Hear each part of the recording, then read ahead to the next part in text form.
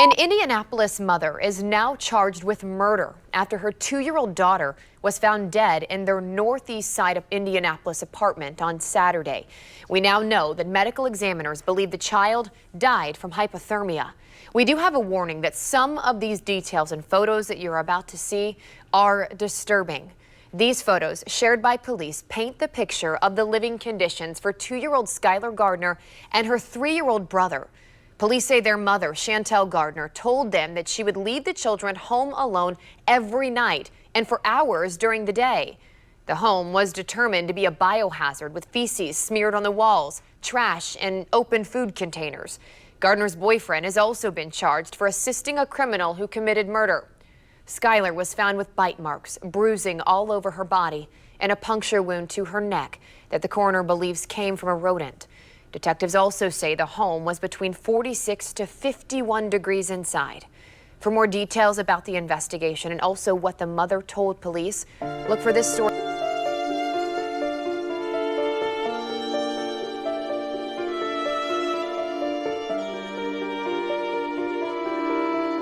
The temperature inside apartment 7B registered at just 46 degrees Fahrenheit when Indianapolis police stepped through the doorway on January 25, 2025. Their breath formed visible clouds in the freezing air as they navigated a floor completely covered in human waste, garbage, and discarded food. The walls, smeared with feces and unknown substances, told story of extreme neglect long before they discovered what had brought them there. In the back bedroom, officers found 2-year-old Skylar Gardner's small body. She lay motionless, her skin discolored, her tiny hands and feet showing signs of frostbite. The responding officers, hardened by years on the force, would later describe the scene as among the most disturbing they had ever encountered. "I found her under the dresser," Childhelp Gardner, Skylar's 33-year-old mother, told the 911 dispatcher between sobs. "I was just making dinner and called the kids to eat. My son came, but Skylar didn't." This was the story she initially presented, a tragic accident in a mother's home. But as investigators questioned Childhelp further, her account began to shift. The lightweight dresser that supposedly fell on Skylar couldn't have caused her death.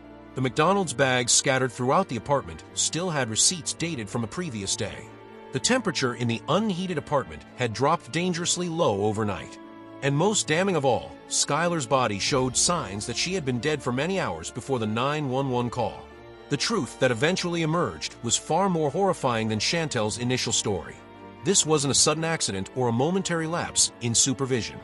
This was the culmination of systematic neglect, a mother who had repeatedly abandoned her children for days at a time while she stayed with her boyfriend. As the medical examiner would later confirm, little Skylar Gardner froze to death, alone in filth, while her mother slept in her boyfriend's bed miles away. How could a mother leave her 2-year-old daughter and 4-year-old son alone in a freezing apartment for over 24 hours? What series of choices and circumstances led to such extreme neglect? And perhaps most disturbing of all, how many people had opportunities to intervene before it was too late? Here at Crime Scene Exposed, we dive deep into the most infamous crimes, baffling disappearances, disturbing confessions, and twisted criminal minds from around the world. From high-profile murder trials to cold cases that still haunt investigators, we uncover the truth behind the crimes that shook the world. Whether it's mysterious vanishing acts, serial killers, or shocking courtroom revelations, we bring you detailed investigations, gripping storytelling, and in-depth analysis. If this is your first time with us, hit that subscribe button and turn on notifications so you never miss our weekly explorations into the darkest corners of human behavior. Your support helps us continue bringing these important stories to light. Have you ever heard of a case where a parent abandoned their child for a romantic relationship? The story of Skylar Gardner is particularly heartbreaking, but sadly not unique. Share your thoughts in the comments below. We read every single one. Skylar Gardner was born in early 2023, a seemingly healthy baby girl who entered a family situation that was already complicated. At just 2 years old, she lived with her mother, Childhelp Gardner, and her 4-year-old brother in an Indianapolis apartment. From the outside, they appear to be a typical single-parent household, a 33-year-old mother raising 2 young children on her own. But beneath this ordinary facade lay a web of isolation and neglect that would ultimately prove fatal. The children's father lived in Ohio, separated from his young family by both distance and circumstance. He suffered from a disability that limited his ability to care for the children directly, which had led to a custody arrangement granting Childhelp full guardianship of both Skylar and her brother. Despite these limitations, court records and family statements indicate that he genuinely cared for his children and attempted to maintain a relationship with them from afar. Phone records would later reveal dozens of unanswered calls and text messages from the father to Childhelp, pleading for updates about the children and requesting video calls to see them. "Just want to see how my babies are doing," read one message sent 3 weeks before Skylar's death. Like many before it, this message received no response. When he did manage to connect with Childhelp, the calls were often brief and controlled. Investigators would later learn that Childhelp frequently told the father that the children were sleeping or busy, preventing any meaningful interaction. Despite these obstacles, he persisted in his attempts to remain present in his children's lives, even from a distance.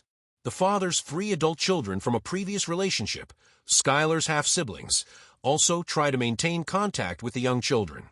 During police interviews, they recalled visiting Skylar and her brother approximately 2 months before the tragedy. What they observed during that visit should have raised immediate alarms. Both children smelled strongly of urine, appeared unwashed, and seemed withdrawn. One half-sister described trying to bathe the children during her visit, noting that they acted like they hadn't had a bath in weeks. These adult siblings later expressed profound guilt to investigators, wondering if they should have done more. "We knew something wasn't right," one stated, "but we never imagined it was this bad." Skylar's 4-year-old brother, who witnessed his sister's decline and ultimately her death, was perhaps the most overlooked victim in this tragedy. Found in the apartment when police arrived, he was severely malnourished, covered in dirt, and showed signs of developmental delays.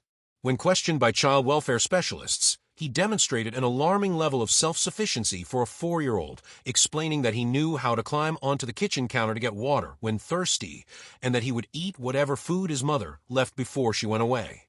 "Mommy goes to Brian's house a lot," he told investigators in a matter-of-fact tone that broke the hearts of everyone present. "Sometimes she comes back with McDonald's." Neither Skylar nor her brother attended daycare or preschool. They had no regular contact with pediatricians, teachers, or other adults who might have noticed and reported their neglect.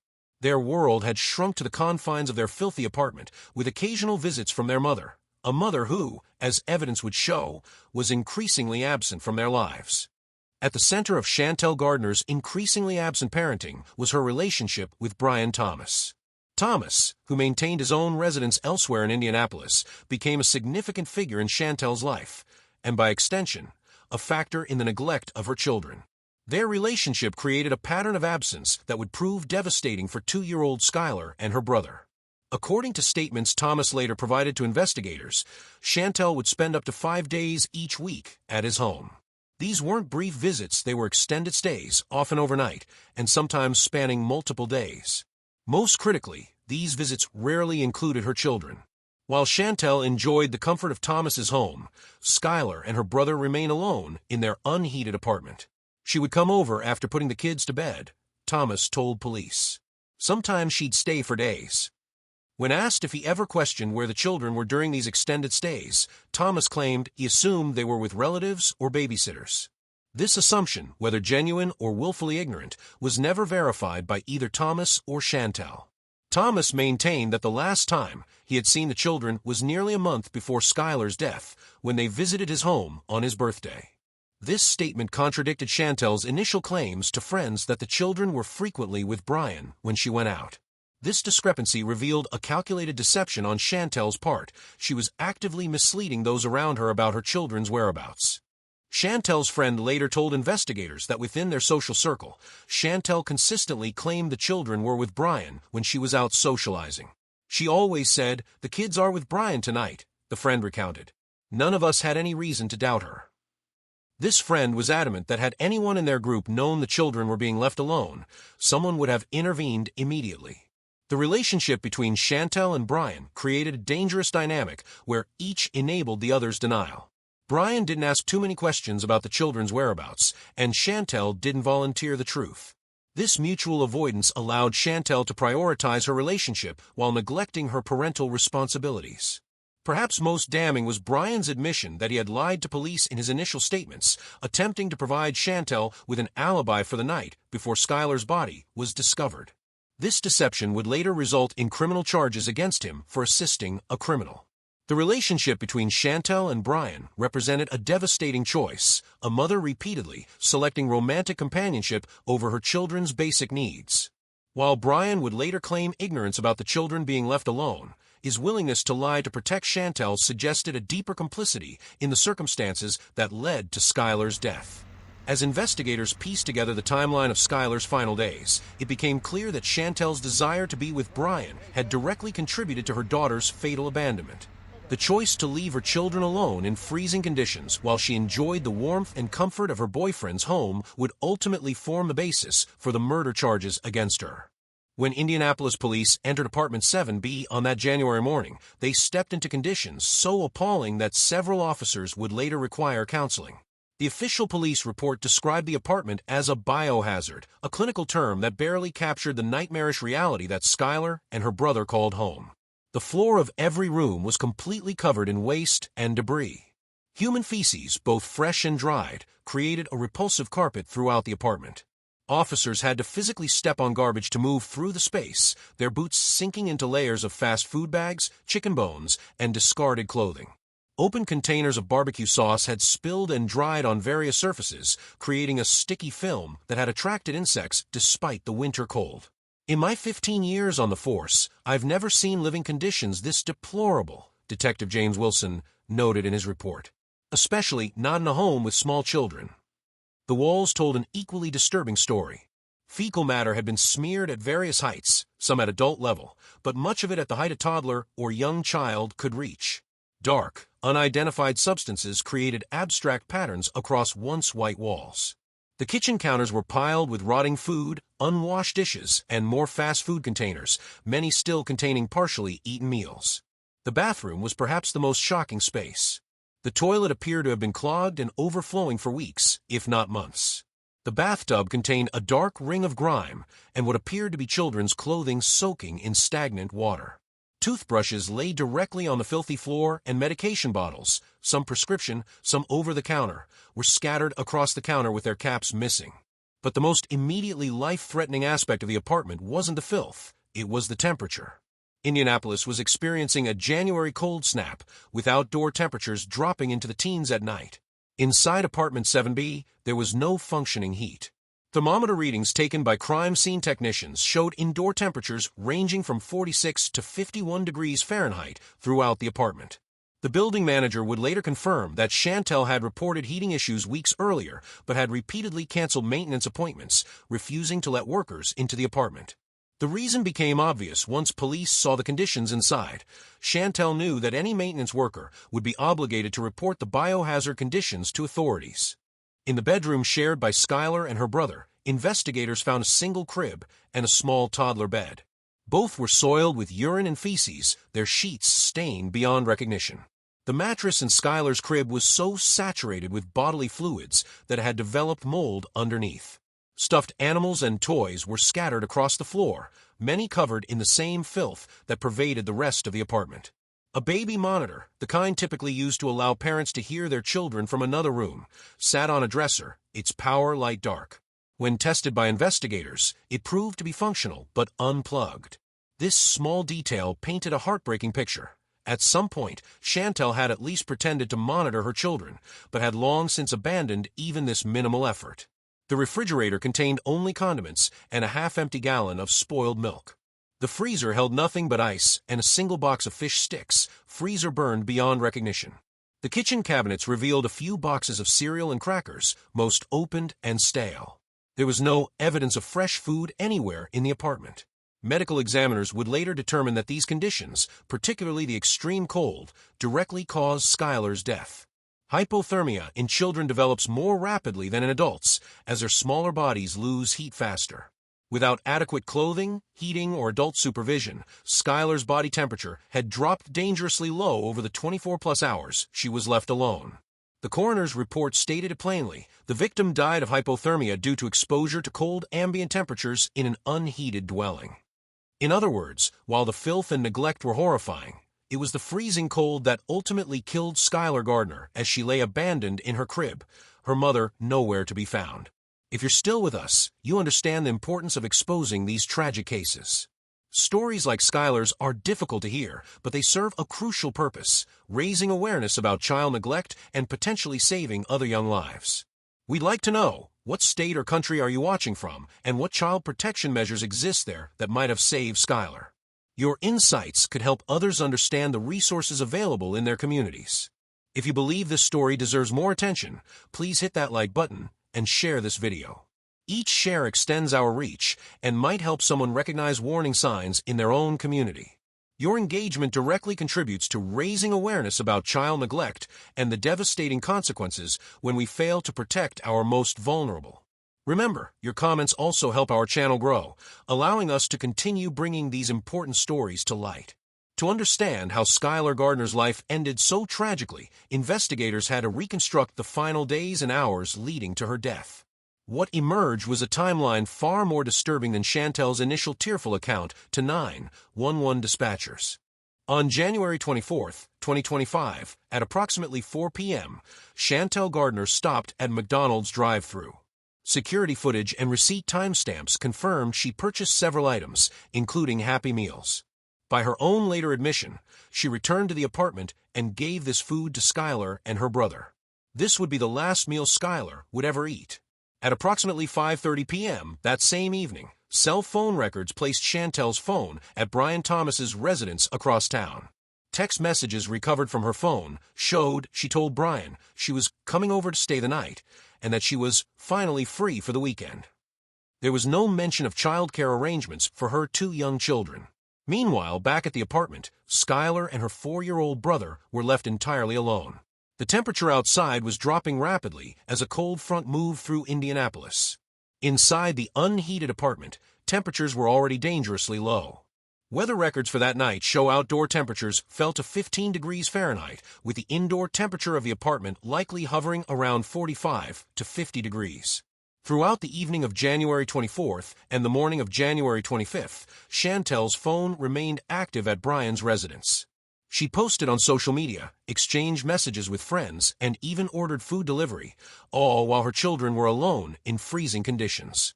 When questioned by police about this 24-hour period, Chantel initially maintained she had been home with the children the entire time. Only when confronted with cell phone records and witness statements did her story begin to change. Eventually, she admitted to leaving the children alone, but insisted she usually checked on them once a day. "I give them food and drinks before I leave," she told detectives in her recorded statement. "They know how to get water if they're thirsty. My son can climb up on the counter and get cups down." This casual description of abandonment revealed a routine of neglect that had become normalized in the Gardner household. Chantel described a pattern of leaving her children for extended periods, sometimes for days at a time, with only occasional brief visits to provide minimal sustenance. The 4-year-old boy, interviewed by child welfare specialists, confirmed this pattern. He described how mommy goes away a lot and explained his strategies for surviving during these absences, eating whatever food was left until it was gone, drinking water from the bathroom sink, and trying to care for his younger sister. On January 25th, at approximately 6 p.m., over 24 hours after leaving her children, Chantel finally returned to the apartment. According to her statement, she called out for the children to come eat some leftover food she had brought. When only her son appeared, she began searching for Skylar. She claimed to have found Skylar beneath a tipped-over dresser in the children's bedroom. However, crime scene photos and the medical examiner's report would later contradict this account. The dresser in question was lightweight, and there were no injuries on Skylar's body consistent with being crushed or trapped. Furthermore, the position of the body and the progression of rigor mortis indicated Skylar had been dead for several hours before Chantel's return. Phone records show Chantel called Brian Thomas before calling 911, with a 7-minute conversation occurring between the two calls. When emergency services finally arrived at 6:43 p.m., they immediately determined Skylar was beyond resuscitation. Perhaps most revealing about Chantel's pattern of neglect was her admission regarding medical care. She told investigators she had stopped taking the children to doctor's appointments a while ago because she was concerned about their appearance and odor. "I knew they would call someone if they saw how the kids looked," she stated. Records confirmed that neither child had seen a pediatrician in over 8 months. Skylar had missed multiple well-child visits, and there was no record of her receiving standard vaccinations for her age group. The last documented medical visit showed notes from a concerned doctor about Skylar's hygiene and possible developmental delays, with a referral to social services that apparently was never followed up on. This deliberate avoidance of medical care represented a calculated effort to prevent outside intervention. Childhelp was aware enough of her neglect to know it would raise alarms, yet not motivated enough to improve her children's living conditions.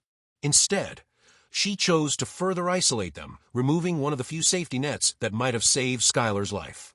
The timeline revealed not just 24 hours of fatal abandonment, but a long-term pattern of neglect that had escalated over time, culminating in the preventable death of a 2-year-old girl who spent her final hours alone, cold, and afraid. The Marion County Coroner's examination of Skylar Gardner's body revealed a heartbreaking catalog of injuries and conditions that told the story of both her final hours and the chronic neglect she had endured throughout her short life. Dr. Eleanor Ramirez, the forensic pathologist who conducted the autopsy, documented her primary finding clearly: cause of death, hypothermia due to prolonged exposure to cold ambient temperatures in an unheated dwelling. But this clinical determination only began to capture what Skylar had experienced. Hypothermia in children develops more rapidly and aggressively than in adults. A child's body has a larger surface area relative to its mass, causing heat to dissipate more quickly. While an adult might survive for many hours in temperatures around 50 degrees Fahrenheit, a toddler's core temperature can drop to dangerous levels within just a few hours. As hypothermia progresses, the body's metabolic processes slow, cognitive function decreases, and eventually the heart and respiratory systems fail. Based on the body temperature at discovery and the estimated ambient temperature of the apartment, the victim likely died between 12 to 18 hours before being found, Dr. Ramirez noted in her report. This timeline placed Skylar's death in the early morning hours of January 25th, long before her mother returned home. Beyond hypothermia, the examination revealed multiple patterned bruises across Skylar's body. These weren't random injuries, but showed distinct shapes suggesting they were inflicted by specific objects. Particularly disturbing were bruises found in the vaginal area and around her right eye, indicating potential physical abuse beyond neglect. Multiple bite marks were documented on Skylar's back and under her left arm. The size and pattern of these bites were consistent with human teeth, though whether they came from an adult or another child couldn't be definitively determined. The presence of both fresh and healing bite marks suggested this was not an isolated incident. A puncture wound on Skylar's neck initially raised alarms about potential violence, but further examination determined it was likely post-mortem, caused by rodents in the apartment after her death. This finding, while less indicative of abuse, painted a horrifying picture of the conditions in which Skylar's body had lain unattended. The internal examination revealed an injury to Skylar's lower inner lip, consistent with blunt force trauma. This type of injury typically occurs from a direct blow or from forcing objects into a child's mouth, another indicator of potential abuse preceding her death. Perhaps most visibly disturbing were the signs of frostbite on Skylar's extremities. Her hands and feet showed the characteristic discoloration and tissue damage associated with prolonged exposure to cold. The progression of the frostbite indicated she had been alive and suffering from the cold for hours before succumbing to hypothermia. Round pattern bruising approximately 3/4 to 1 inch in diameter appeared on multiple areas of her body. Dr. Ramirez noted these were consistent with fingertip bruises from forceful grabbing, a common indicator of physical abuse in children. The medical evidence directly contradicted Childhelp Gardner's claim about finding Skylar under a fallen dresser. The lightweight particle board dresser from the children's room was brought to the medical examiner's office for comparison. Dr. Ramirez concluded the injuries present on the victim are inconsistent with being crushed by the furniture in question. There are no compression injuries, no linear bruising patterns, and no internal trauma that would result from such an incident. Furthermore, the progression of rigor mortis and livor mortis, the settling of blood in the lower portions of the body after death, indicated Skylar had died while lying on her back, not under or near the dresser where Childhelp claimed to have found her. The totality of the medical findings painted a picture not just of a child who died from cold, but of one who had suffered ongoing neglect and potential abuse throughout her life, culminating in a lonely, painful death that could have been entirely prevented had she received the most basic care and protection. The Marion County Prosecutor's Office initially charged Childhelp Gardner with child neglect resulting in death, a Level 1 felony in Indiana. However, As the investigation uncovered the full extent of Skylar's suffering and the deliberate nature of her abandonment, prosecutors upgraded the charges to murder. The decision to pursue murder charges wasn't made lightly, explained District Attorney Rebecca Lawson at the press conference announcing the elevated charges.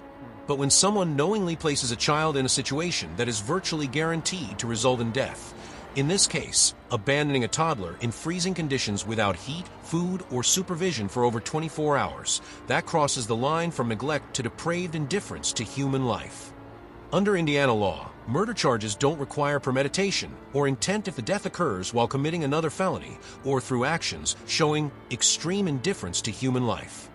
The prosecutor's office determined that Chantel's pattern of abandonment, her awareness of the freezing conditions, and her deliberate avoidance of situations that might have triggered intervention met this threshold. If convicted of murder, Chantel faces 45 to 65 years in prison. The neglect charges, which remain alongside the murder charge, could add another 20 to 40 years to her sentence. Brian Thomas faces charges of his own, assisting a criminal, a level 5 felony, carrying potential sentences of 1 to 6 years. Prosecutors allege that Thomas knowingly provided false information to investigators about Chantel's whereabouts during the critical 24-hour period before Skylar's death. Text messages between the couple suggest he was aware the children were alone and actively helped Chantel craft a false narrative after Skylar's body was discovered. A warrant was issued for Thomas's arrest after he failed to appear for a scheduled hearing in February 2025. As of this report, he remains at large, with authorities continuing their search. Skylar Gardner's jury trial is scheduled for April 2025.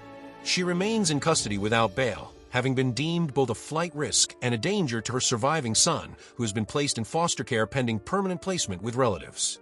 Similar cases of fatal child neglect have resulted in significant prison sentences across the United States. In 2022, an Ohio mother received a life sentence after leaving her 3 children alone for over a week while vacationing with her boyfriend, resulting in the death of her youngest child. In a Florida case with parallels to Skylar's, a mother who left her children in an unheated mobile home during a cold snap received a 40-year sentence when one child died of hypothermia. Legal experts predict that the extensive documentation of Skylar's living conditions, the medical evidence of ongoing neglect, and Chantel's admission of repeatedly abandoning her children will make this a particularly strong case for the prosecution. Skylar Gardner's death represents not just the failure of one mother, but the collapse of multiple safety nets designed to protect vulnerable children. A closer examination reveals numerous points where intervention might have saved her life, had different decisions been made or different systems been in place. The most glaring failure occurred within the healthcare system. Records show that Skylar had missed multiple well-child checkups, with her last documented medical visit occurring 8 months before her death. During that final appointment, the pediatrician noted concerns about Skylar's hygiene and possible developmental delays, making a referral to social services that apparently went nowhere. When investigators followed up on this referral, they discovered a bureaucratic black hole. The referral had been received and initially processed, but was categorized as low priority due to overwhelming caseloads. A preliminary phone call to Chantel went unanswered, and no follow-up home visit was ever scheduled. The case was subsequently placed in a backlog where it remained unaddressed until Skylar's death brought it back to light. "We're operating with half the staff we need and triple the cases we can handle," admitted a Department of Child Services supervisor who requested anonymity. Cases like Skylar's, where there's concern but no immediate evidence of life-threatening abuse, often get pushed down the priority list.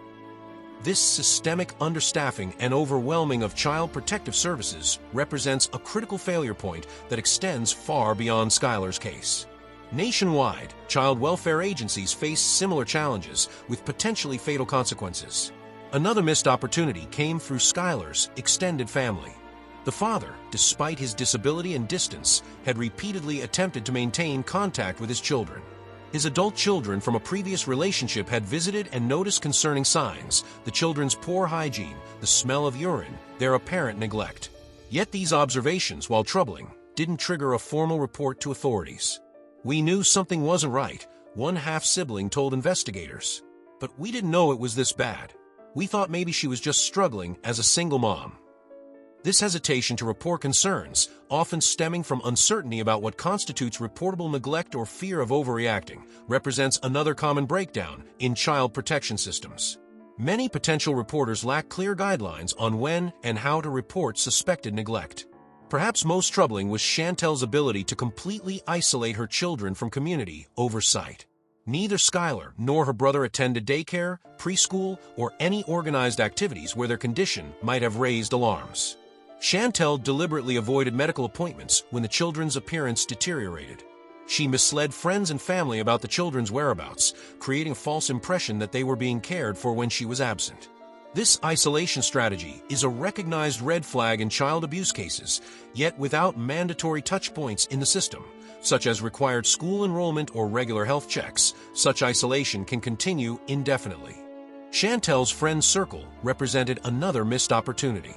Several friends later told investigators they had no idea the children were being left alone. She always said they were with Brian or with a sitter, one friend recalled.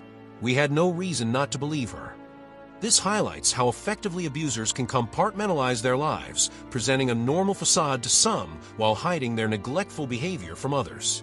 The apartment building's management had received complaints about odors coming from the Gardner unit, but these were classified as tenant disputes rather than potential welfare concerns.